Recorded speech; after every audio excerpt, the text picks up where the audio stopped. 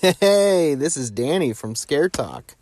Before we get into all the horror greatness, I gotta let you know about Anchor. Anchor is the host site that we use to record our podcast. Anchor will upload your podcast to Apple and Spotify and many other listening platforms. Anchor is completely free, and you can download the app or go to the website, anchor.fm, and you can record straight on there. There's also some cool editing tools that you can use. Did I mention that it's free? Yeah, so if you want to make a podcast, Anchor is the way to go. Go check it out. Now, for the spooky stuff.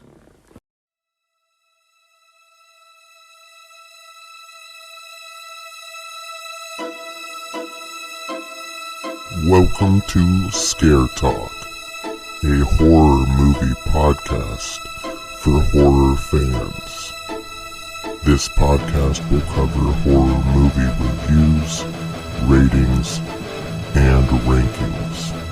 Now for your hosts, Danny and Joel.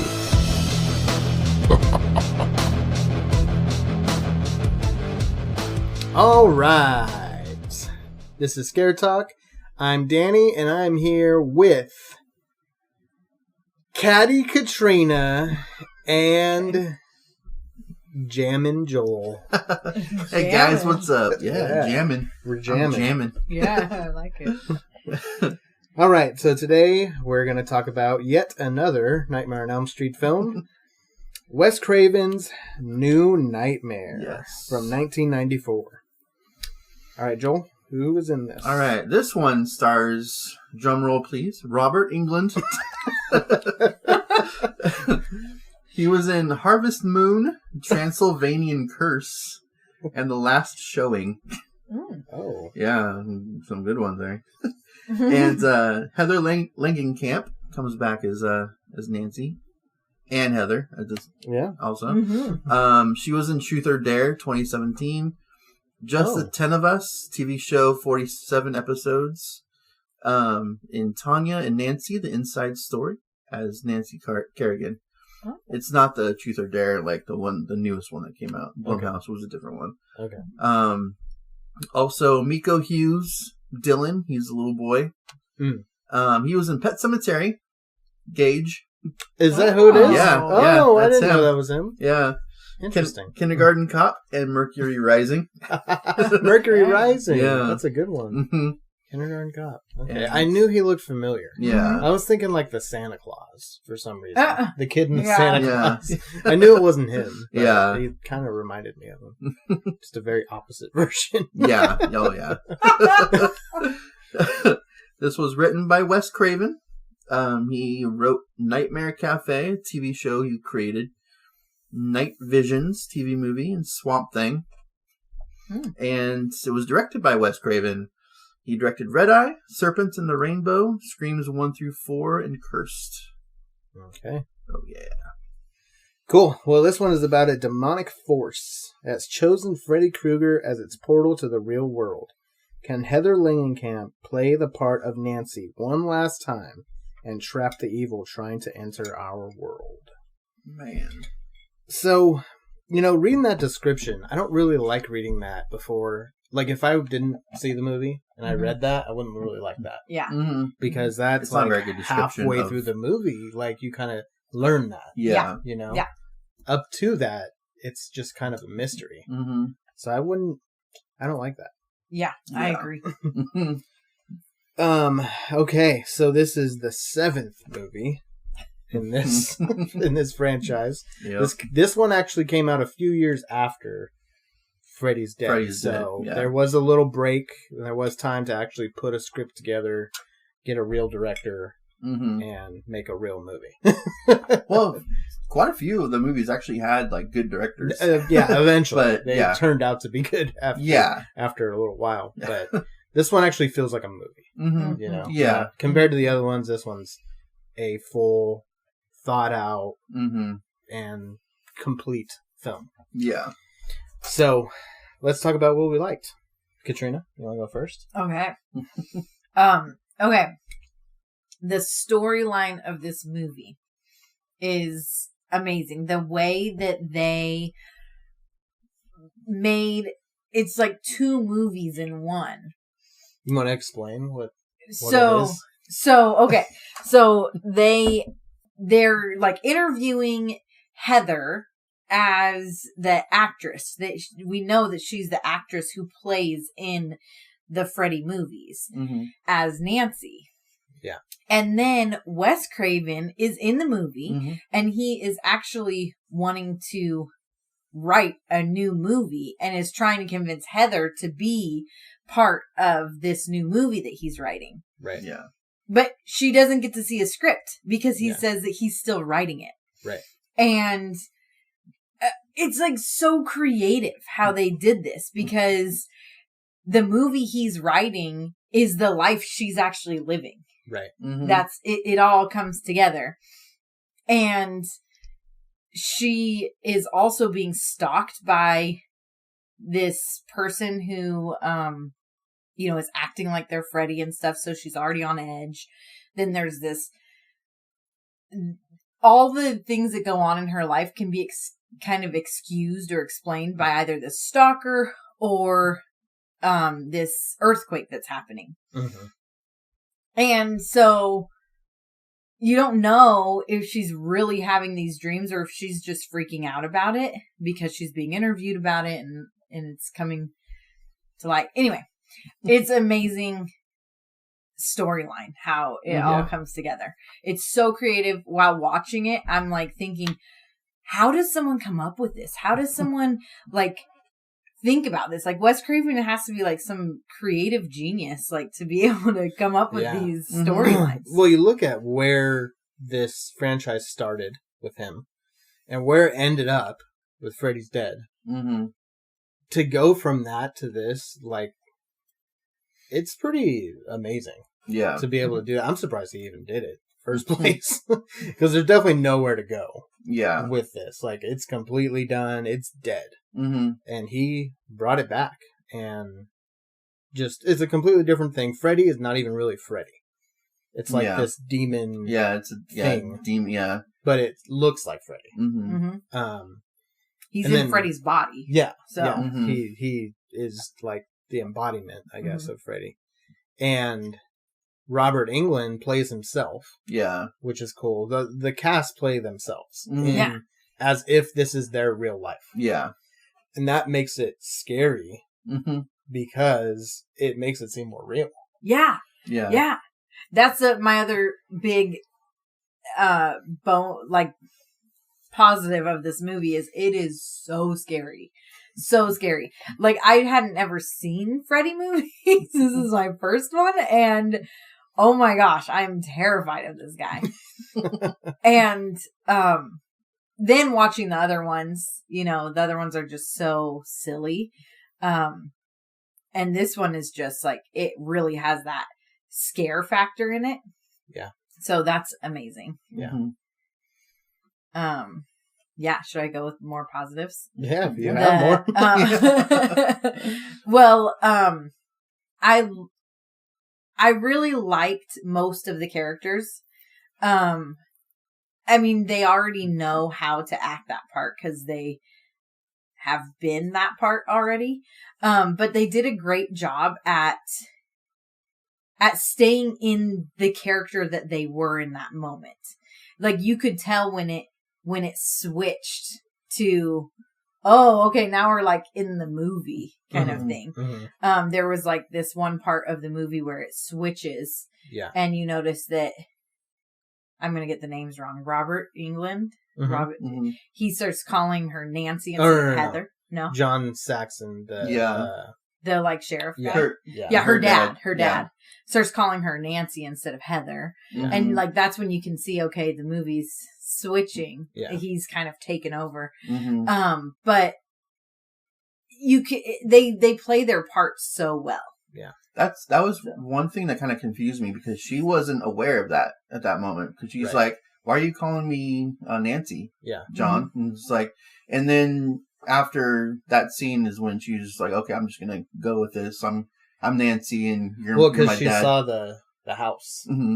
Oh, she saw the house was the Nightmare on Elm Street home. It wasn't her home anymore. Yeah. So now she's like, okay, Wes asked me to play Nancy one last time, Mm-hmm. and so she was kind of running with it. Yeah.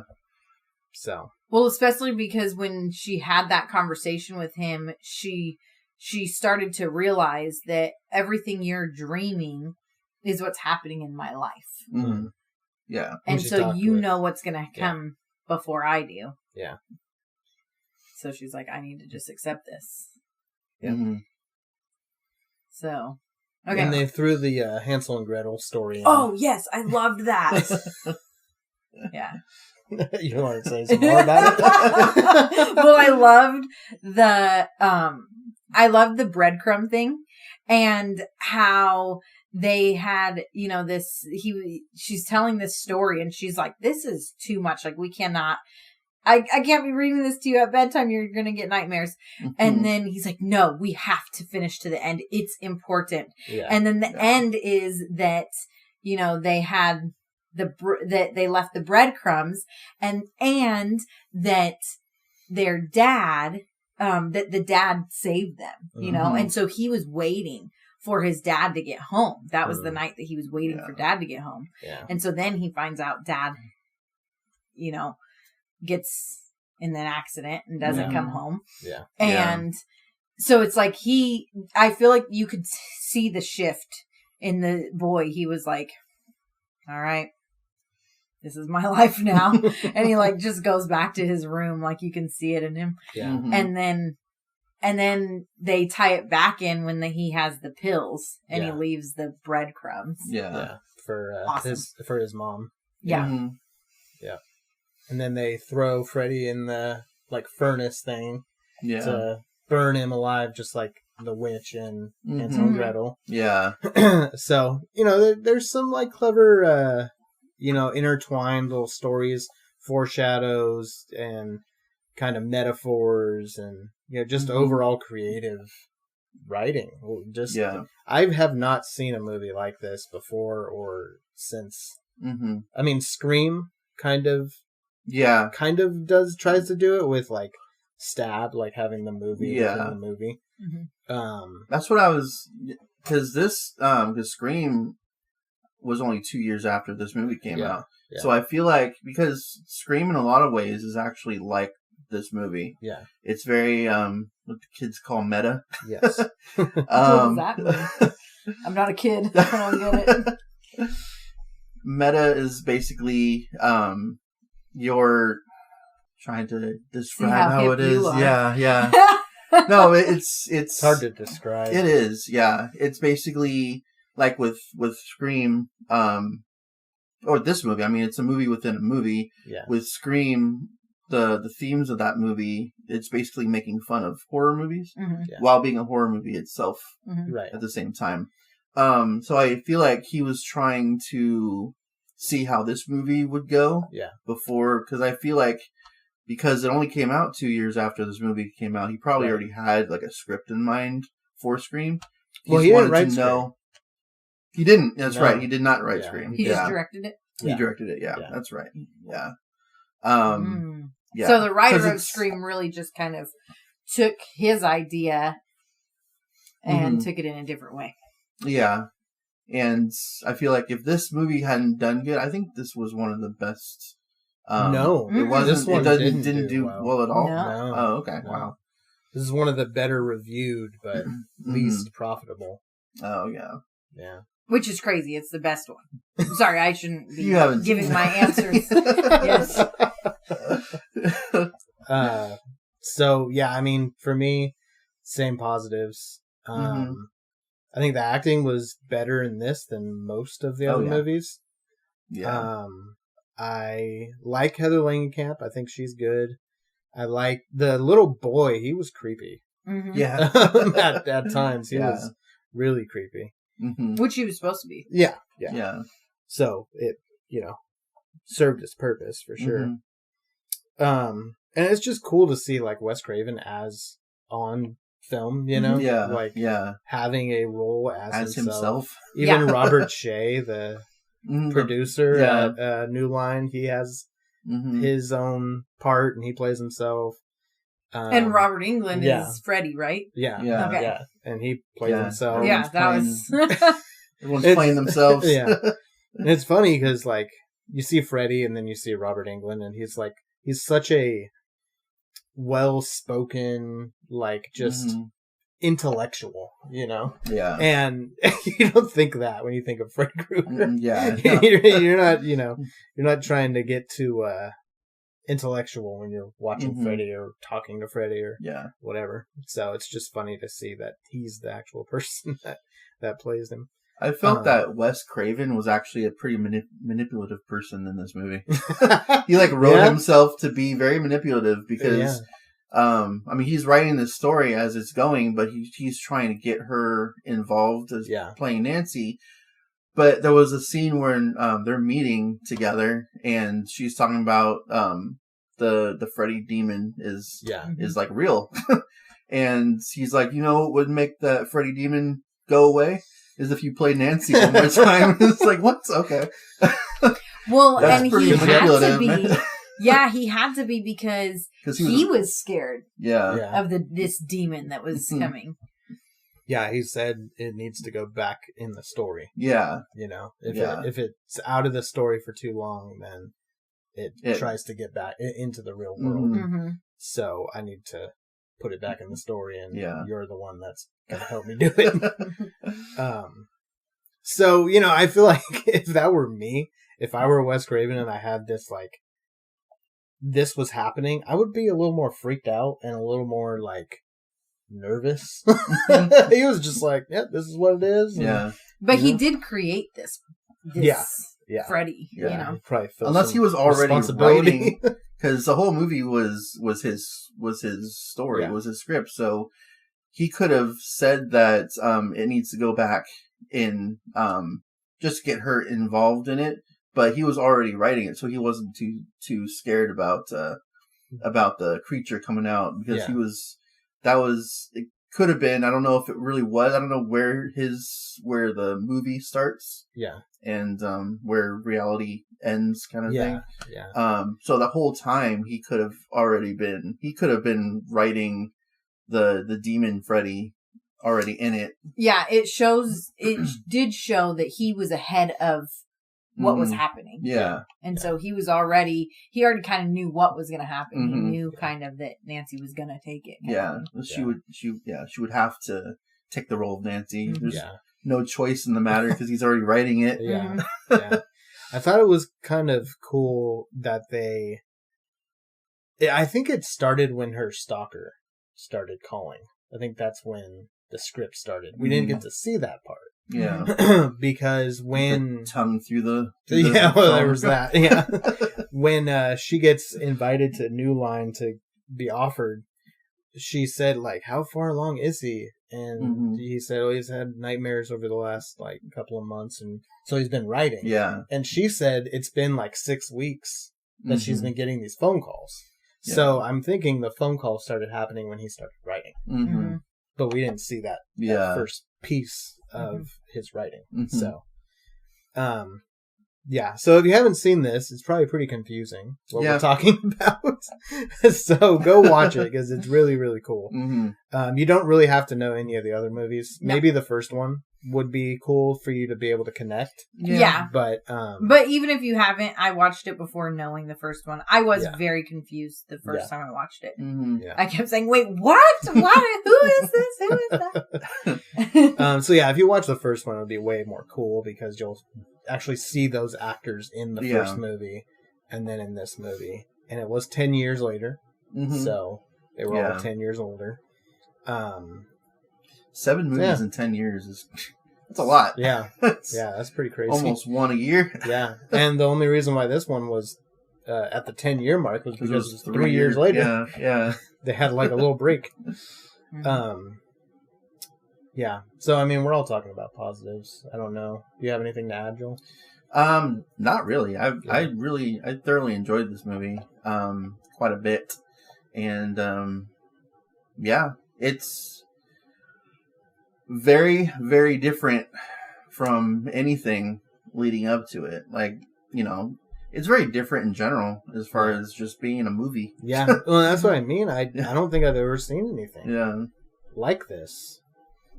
I can only compare it to Scream. Mm-hmm. But even Scream is way less creative. Yeah. You know, Scream is really creative, but this Yeah. one is above that for sure. Mm-hmm. Yeah, it is. And the only way you could do this is as a sequel, Mm-hmm. because you'd have to have that first film Yeah. to be able to make this movie. Mhm. So usually sequels aren't that great. So Yeah, no. all right, let's talk about some negatives. Anything you want to change to this movie? Yeah. Okay. I did not like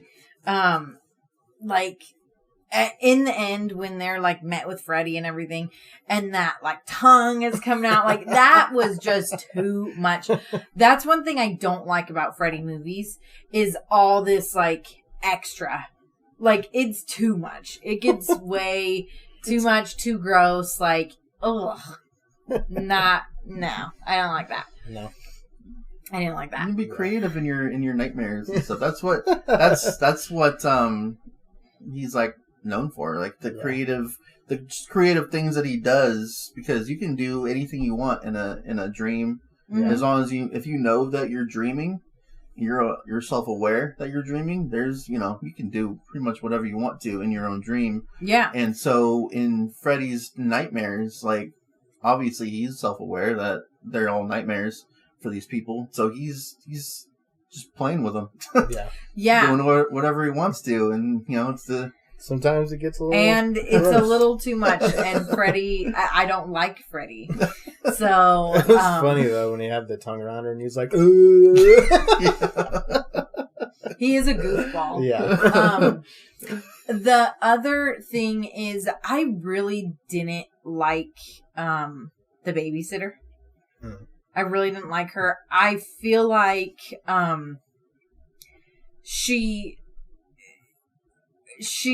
it was hard to tell what her part was. Mm-hmm. Was she a good person? Was she not?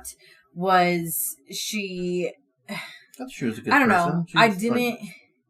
Yeah, but she seemed creepy. She didn't seem like she was... I think it might have just been the acting. Yeah, I just didn't like her. I couldn't get on board with her. So I wasn't a fan of her. The kid was creepy, but it's not a bad thing. Yeah. Her, Mm-hmm.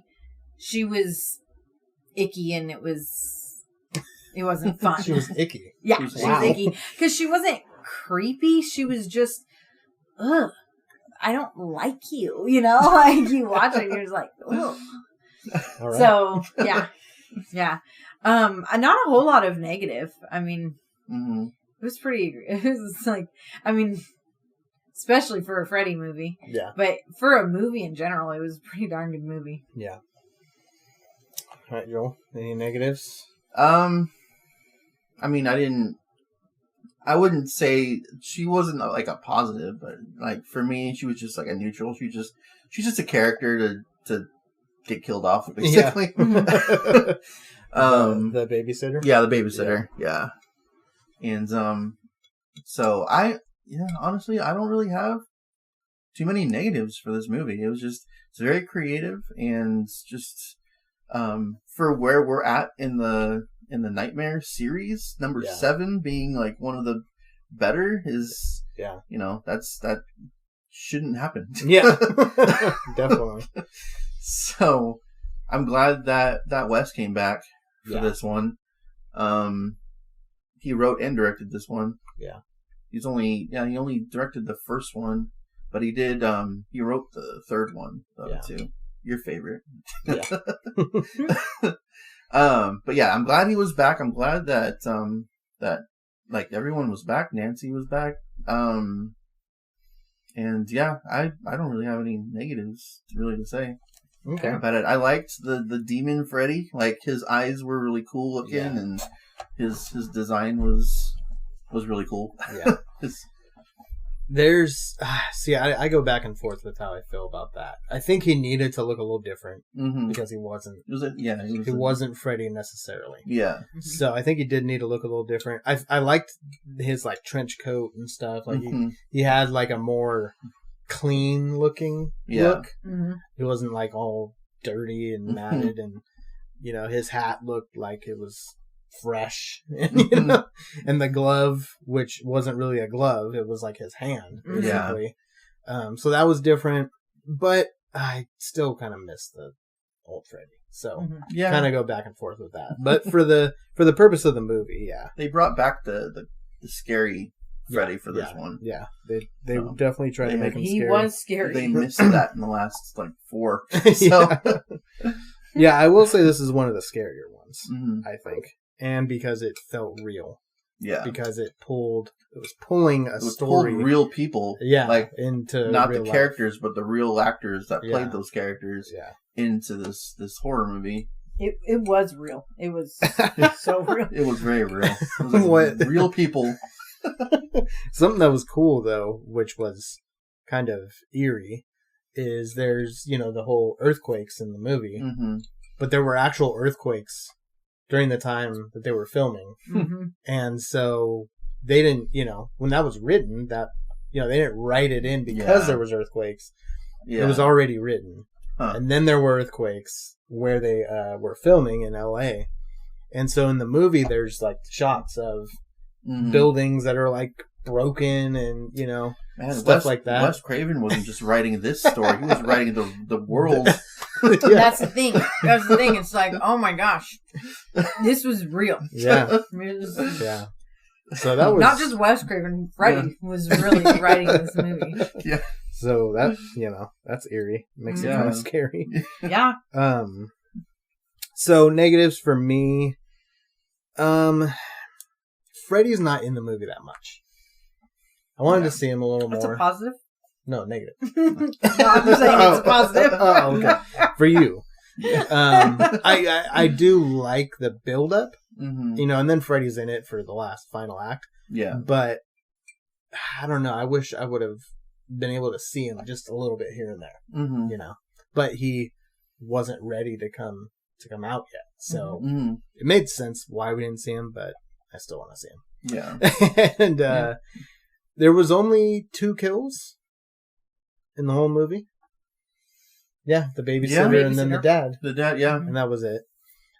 Which, I can go without kills, but it's a Freddy movie. Yeah, so it's a slasher. I kind of still want to see it. Although they did give us a very Friday or nightmare kill with the dad. Oh, yeah. Yeah. Oh, yeah, that was... So... with the dad, and then they pretty much repeat Tina's kill from the first movie with the babysitter. Yeah. Dragging her up the wall and all that. But that's classic. I like that. With the remake, they've done that scene 3 times in these movies. But the big negative is the scene with the freeway. Oh, yeah. I didn't like that, too. I forgot that's what what's his name? The little boy is trying to cross the freeway. The way it looks, it didn't age well. There's like a projection of the freeway or something. The cars are coming. You can tell they're not even on the freeway. And then Freddy's like this thing in the sky and his big claws coming. You can't use the real freeway. You can put that little boy in harm. I don't know, but you could make it. I mean, I don't know if you could back then, but it just cut that out of the movie. You don't need that part. You could go the whole movie without that. Outside. Yeah. Or you didn't need to cross the freeway. Yeah. You could have walked down the street. Yeah. We didn't have to have the freeway involved. You could definitely go the whole movie without that. You gotta add another layer of suspense. Yeah. Is he gonna get hit by a car? Well, obviously he's not. They're not gonna do that I mean, it's a horror movie, but I mean, even they have their limits. He needs to be killed by Freddy, if anything. Yeah. So that would be my big negative. It's going back to Gage and Pet Cemetery. Yeah. How he just gets hit by the truck and that one. So it's a callback to Pet Cemetery. Yeah. All right. Let's grade it. All right. Okay. Go ahead. 4, I'm going to give it 2 grades. Okay. So I'm going to give it a Freddy grade. So for the Freddy series, I am giving this an A+. This is the best one for sure in the whole Freddy movies. So you need a 100%. Oh, 100%. Well, 100% for the Freddy movies. Okay. This is the one to watch. You could go your whole life without watching any other ones. I mean, you could go your whole life without watching Freddy any of vs. them. Jason? We've lost You all can't of our go viewers. your whole life without watching. But this one is by far the best one Of Freddy the ones that movies. you've seen. Yeah. You don't need to see the other ones. The other ones are stupid. But so that's that. With horror movies in general, I'm gonna give it an 86%. Okay. 86 because it's so Solid. creative. Yeah. Yeah. That's solid.